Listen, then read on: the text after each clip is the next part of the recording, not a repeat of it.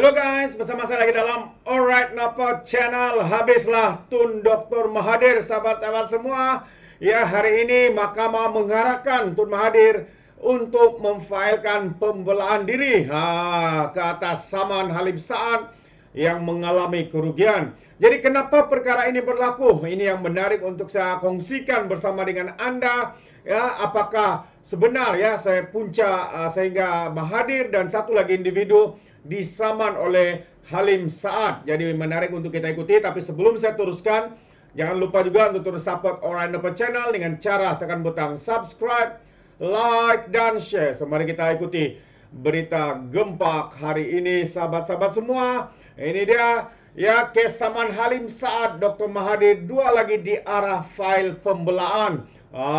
Jadi apa sebenarnya yang berlaku? Kenapa sehingga Mahathir dan juga beberapa individu lagi diarah untuk memfailkan pembelaan?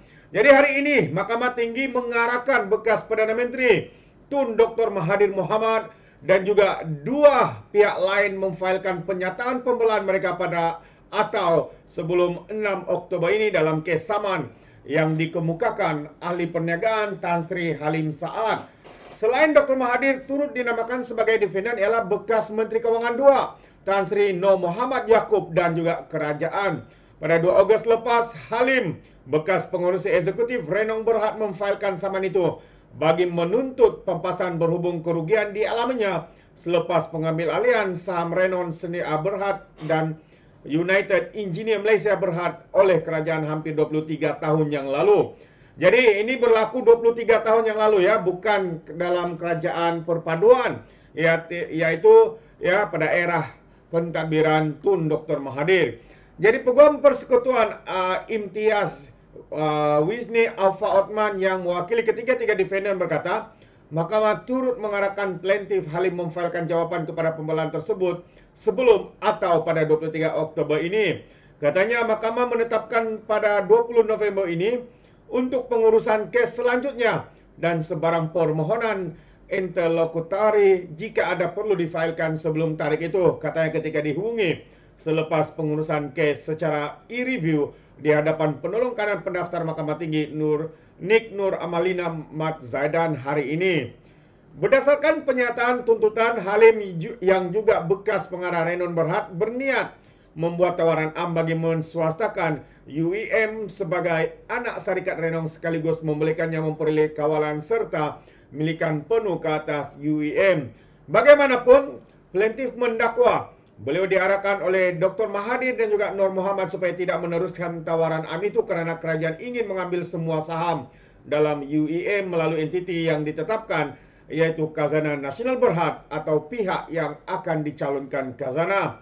Saya juga diarahkan agar keluar dari UM dan Renong sebagai pemegang saham dan juga pengarah termasuk anak-anak syarikat dua syarikat itu.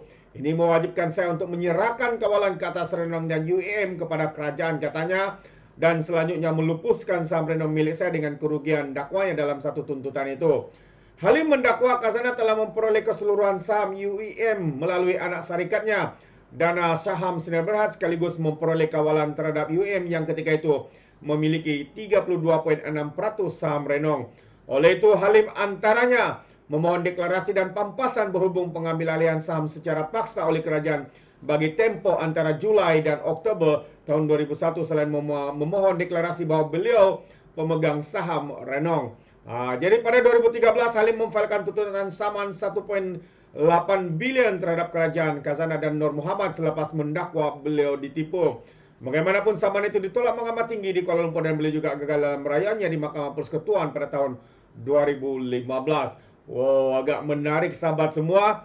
Ya, satu demi satu perkara yang terlonde, yang mana perkara ini sebenarnya melibatkan bekas mantan Perdana Menteri, tidak lain tidak bukan Tun Dr. Mahathir dan juga Menteri Kewangan II pada ketika itu di bawah pentadbiran kerajaan di bawah pimpinan Tun Dr. Mahathir, sahabat-sahabat semua. Memang mengejutkan, tapi inilah sebenar yang selama ini rakyat tidak tahu ya perkara-perkara seperti ini.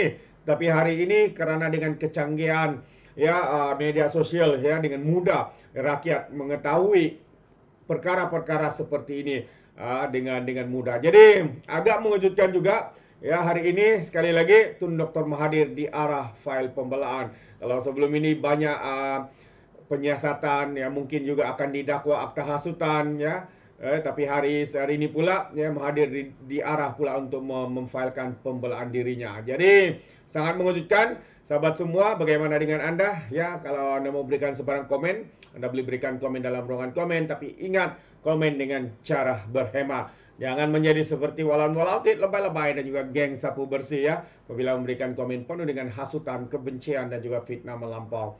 Jadi sampai di sini saja izinkan saya untuk mengundurkan diri, dan seperti biasa peribahasa mengatakan tapapun kangkap dua ton keinginan. Dalam bahasa Melayu, tepuk dada tanya selera. Sekian saja pada Orang Open Channel. Saya kita berjumpa lagi. Bye bye.